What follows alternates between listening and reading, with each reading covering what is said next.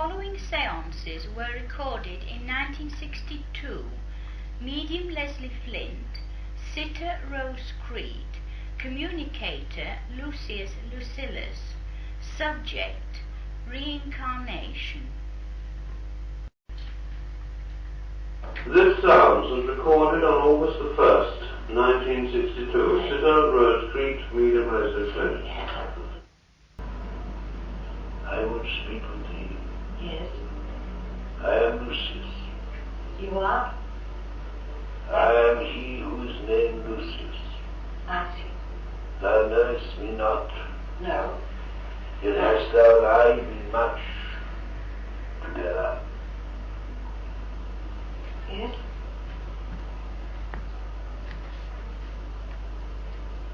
Speak on, friend. As I come into the darkness of your world, trying to pierce, as I do, this darkness with the eyes of the Spirit, I perceive that thou hast been blessed. All around thee the light of the Spirit illumines this floor. It's a long time since I, Lucillus, dwelt upon thy plane. Long time indeed. Many are the centuries of time that have passed. Yet I didst know thee, and thou didst know me. Oh, please. I am but one of many souls that are linked with thee in far distant times. I knew thy family in Rome and Ostia. Oh, yes. In the summertime we would take the journey from the city because of the heat and the abomination of flies and other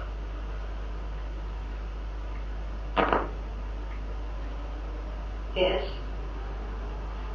This is very interesting. Please go on.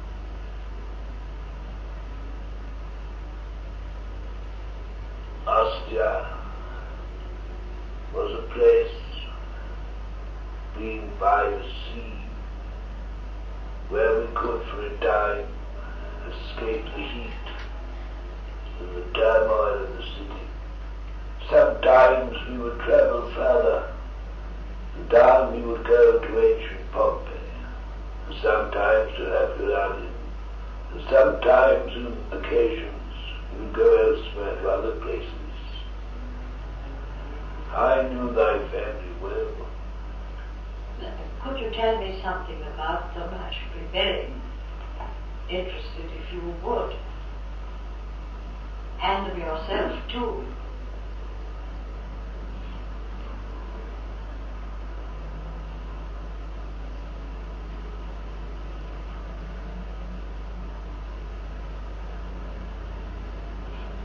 Are you there?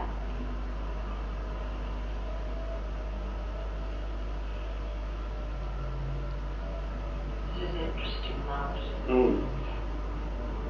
I couldn't catch his name. My family Yes? and thine Yes? were of old houses and had long been friends. I was a man who had spent my youth in service Yes? to the Emperor, Oh, yes. and I did eventually become much interested in the things that are of the mind. When I lay down the arms of war, I did take unto myself much time in thought and reflection on the mysteries and the possibilities that which may lay ahead after some cold days. And thy father and mine were much enjoyed together in these discussions. And oft times when we visited, as we oft times did, our friends in other places, we would sit into the early hours of the morning discussing these things. And in Pompeii there was one who was of the Egyptian race, who was very learned and much wisdom he possessed. And he was what some would have called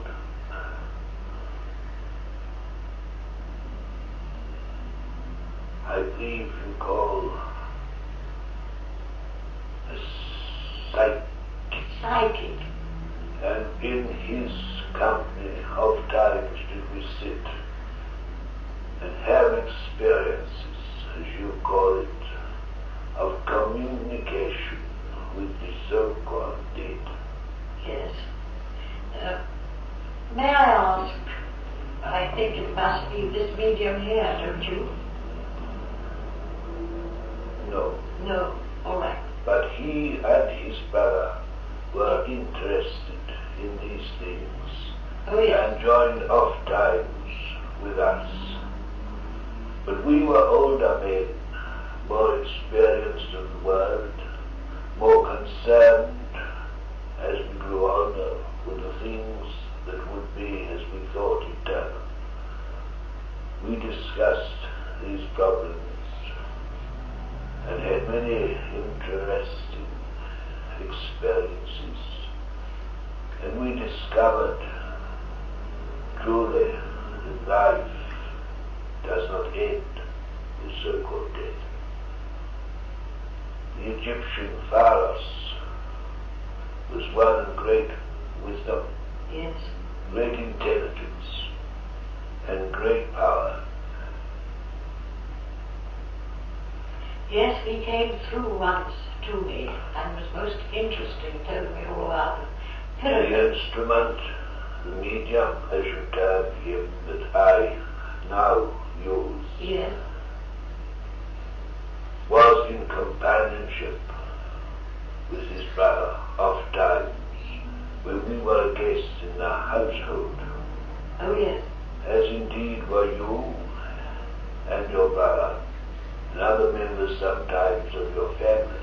Sometimes you alone would travel with your brother, yes, and would stay, perhaps through the heat of the summer, before returning to the capital.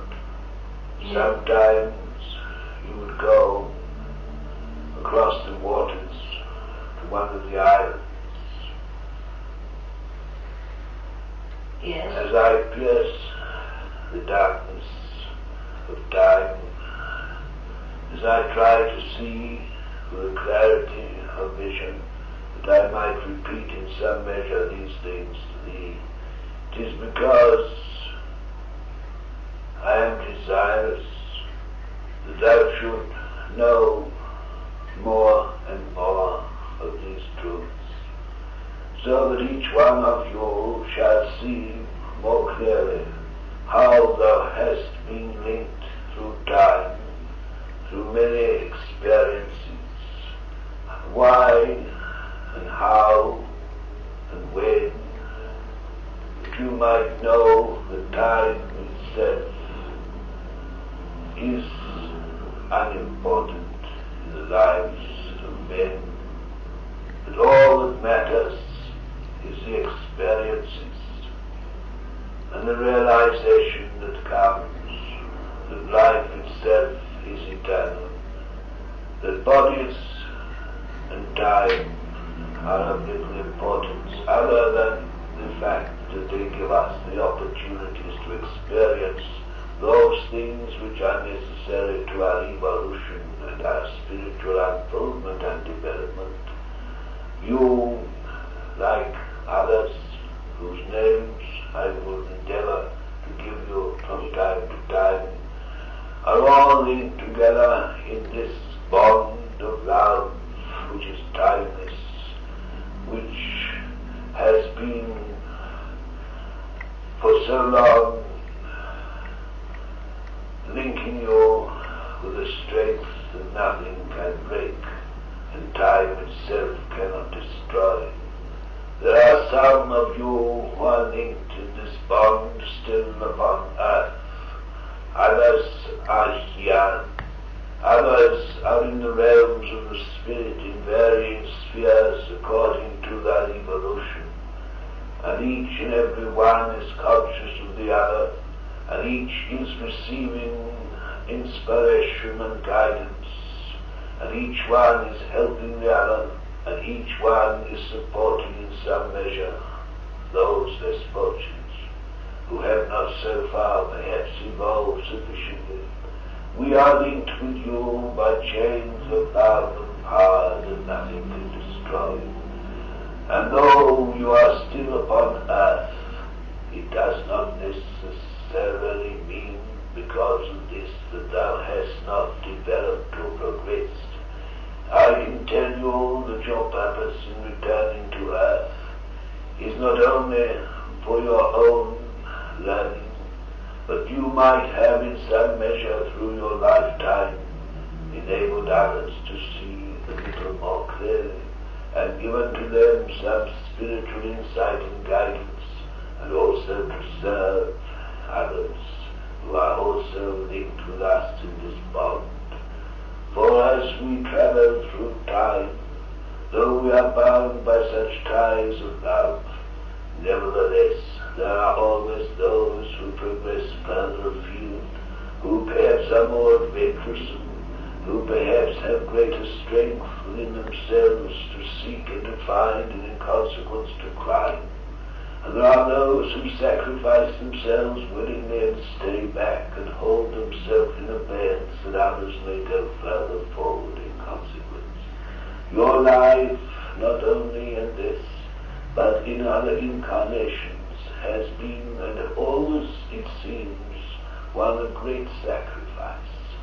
You may sometimes wonder why this should be, and oftentimes you must feel within yourself there must be some reason, some purpose, something which perhaps you could not understand and yet feel within yourself there is a good reason. It is because of your love, it is because of your patience and perseverance with others, because you have sacrificed yourself more than once, that others whom you love should go forward in some form or other, not necessarily always spiritually, but perhaps in a material sense, that they might progress in a particular field of work or activity. In the inspiration that you saw for them, you gave to them a strength which was necessary for that time and age. We do not see, my child, as we are in each incarnation, many of the reasons and the purposes of many things. We may not see at that time, but the time surely comes when that flesh is disintegrated and is no more, and we are free of it, that we can see back and we can therefore know of its reason and its purpose. You have served. Always you have been a servant. Always you have given of yourself. And in consequence, my child, you are still walking the plane of earth, because you have freely and in love given of yourself. You have progressed far more than you know. There are those around you who may seem to have had so much of the material world, but these things are not for you. In some measure you may help others to aspire and to grow, and in some measure perhaps you have in the past helped others to give to the world something of great beauty and great joy, which has helped untold numbers of souls to find a peace, and also give to them that realization, perhaps a little more, of the purpose of life and the meaning thereof. But these things you have done, not always with the knowledge, but always with the love in the heart.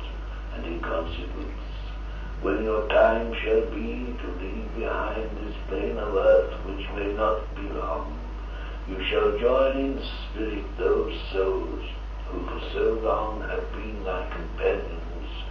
Some you will recognize immediately, others you will know within your heart, though their face may be dim in memory. But you shall recapture these memories, and all shall be clear for you. The path that has been prepared should be trod, and it is a path that will be light and easy upon the foot. You have not to fear when the time comes. I think of times, of past events, but as I enter the earth's vibration, and I try to clarify my speech and remembrance of things, it is more difficult. But in my own environment away from earth, I think clearly and in wisdom. But I shall overcome, no doubt, many of these problems and difficulties, and I shall tell thee much, and bring thee greater inspiration, and bring through also other souls who have been promised thee, that are part of our plan and our work, and the chain that binds us and strengthens us shall be made more and more strong, because in wisdom and in truth you will see and you will know, and you will recognize that each link in this chain is important. Not one is unimportant. All are part of this plan, child. Thank you very, very much. He whom you call Frederick Chopin Yes. is an old soul who has lived many times, whom thou hast been linked with in many ways. Thou hast been oft times an inspiration to him in his work and in his endeavors. Thou hast given him great strength when he most needed it, and this link that has bound you together, which is so strong, will be proven to you even more in the coming months. For we have plans prepared, which if we shall be able to bring into fruition, will show to you the clarity of vision, these truths more apparent and more definite. We have our reasons, though I speak to you in this tongue which you call English, and I try to transmit in words these things that come into my thoughts, these thoughts that I am so anxious to transmit to you in a clarity so that you can picturize them and know them and recognize them. These things I hope with more clarity I shall do, but thou must be patient, for I do find the difficulties, as indeed no doubt to all who come at first. I, Lucillus, child, I shall not fail you. Thank you. You are speaking very, very clearly. I can hear every word. Thank you for all you have said to me tonight.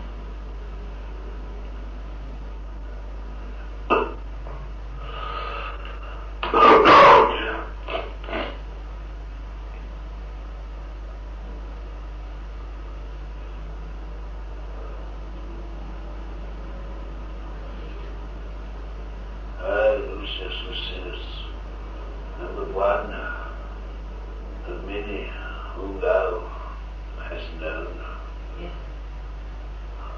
Your father and I, in this period of time of which I speak, were close like brothers, for we had served together through many campaigns, and had retired, as you say, to live out our old age in peace and quietude and reflection. And though we were in our youth men of war, as indeed were most of our time, deep in our hearts we loathed and detested it, but we fulfilled that duty that we had to fulfill, for we had to render unto Caesar ourselves. But you shall see how through time itself, through even centuries before this time of which I speak, in the times when the pharaohs ruled, how we were together, how we were linked, how you and many other souls whom you have now accepted because of their communications with you as indeed truly brothers and sisters, how we were linked together, how we have developed and how we have overcome, how we have progressed and how we have met again and assembled, many of us on this side, and still those of you that are left on yours, how we shall come together even more in the years that lie ahead. We do not think, of course, in terms of time and years. I refer to these things in that fashion so that you can perhaps in some measure understand. Each incarnation, I suppose, must be referred to in its time, but we do not see it in the same sense. Each incarnation is but a short space for which we lingered a while. We cannot find words. Even those who are more experienced, no doubt, in this, coming through, as you say, to speak to you, could not possibly find words to say and depict and describe and explain so much.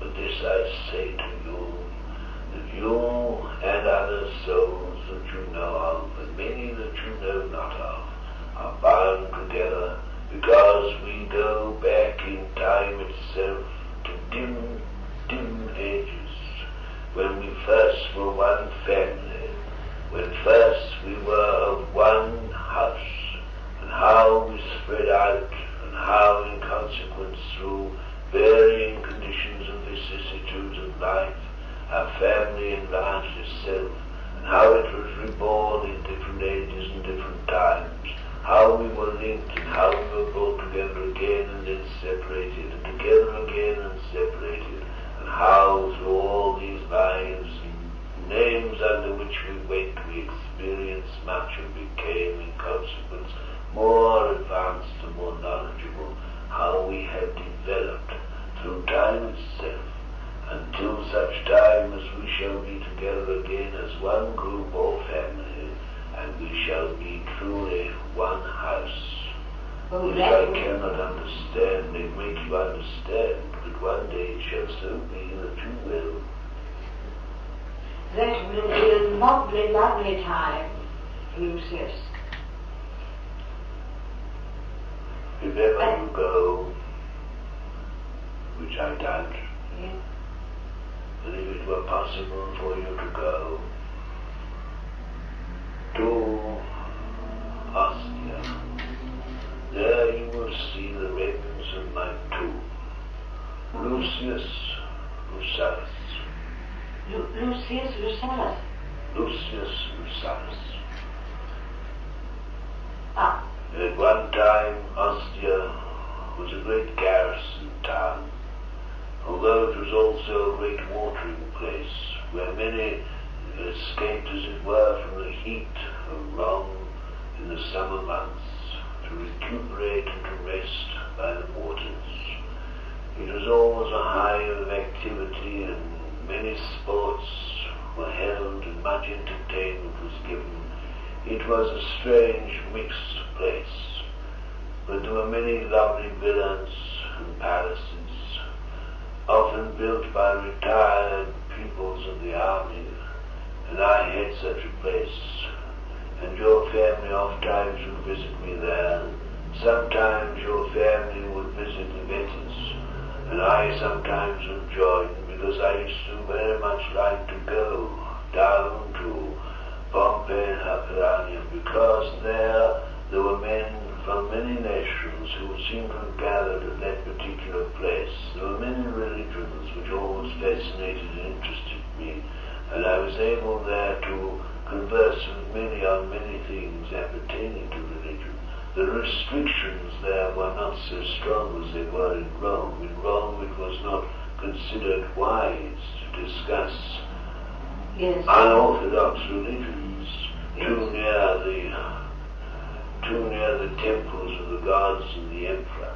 But there it seemed particularly that there were many peoples and many nations gathered, and many things were discussed that could not easily be discussed elsewhere. It was a great city.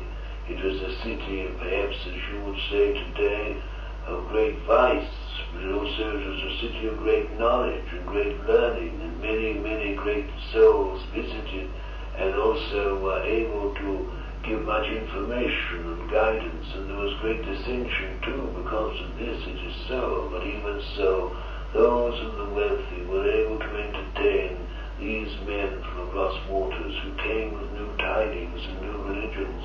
Even the Christians who were then beginning to make themselves felt were sometimes listened to, and there were those who were able to perform what you today call miracles. I in those days witnessed with the Vetis and others miracles of a nature which was so unusual that eventually I became very convinced, particularly of the truth of life beyond death. It was in that incarnation that I first began to feel and to know my true self and to understand. And there were those particularly who were able to give us demonstrations. But Pharos was the greatest. He had the power of mysticism. He had the power of clairvoyance. He was able to bring, as it were, before our very eyes, scenes of past events. He was able to unlock doors that had been so long locked. He was able to show us many of the things which in our hearts we felt may be true, but we needed the evidence to support these things which he was able to give us. Pharos himself was a man of great wisdom, but because of his knowledge, eventually he suffered a very terrible death. But that is another story. Many things I want and others also here to reveal to you. We ask only that you remain with a mind that is open to receive. We only ask that you will accept in truth and in complete fairness all that we may say to you. Yes. For many things may strike you as strange, and some may be difficult to accept and to believe. But I say to you that everyone in this house has been linked in past time. Everyone.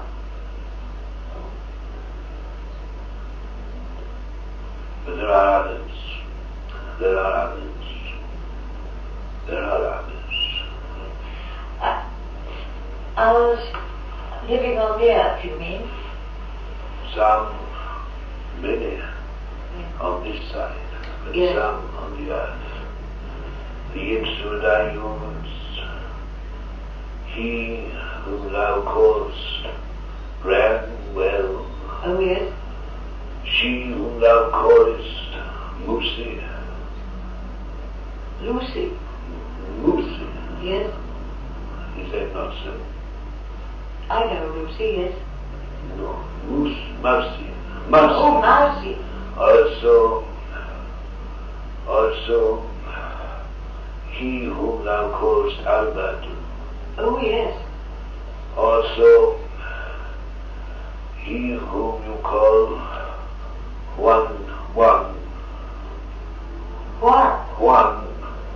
Oh, yes. I do not know how these names are always pronounced. Also, other souls. Yes. But you shall learn, my child. But what is important, more important than this, is that you shall know that all is well with you and all is prepared. There is no need for any soul to fear that thing or death. Oh, I am The gateway to life eternal. Yes. The gateway to the illumination of the Spirit. I must go. I cannot stay longer. The power weakens for me. Thank you very My much. peace to you, my child.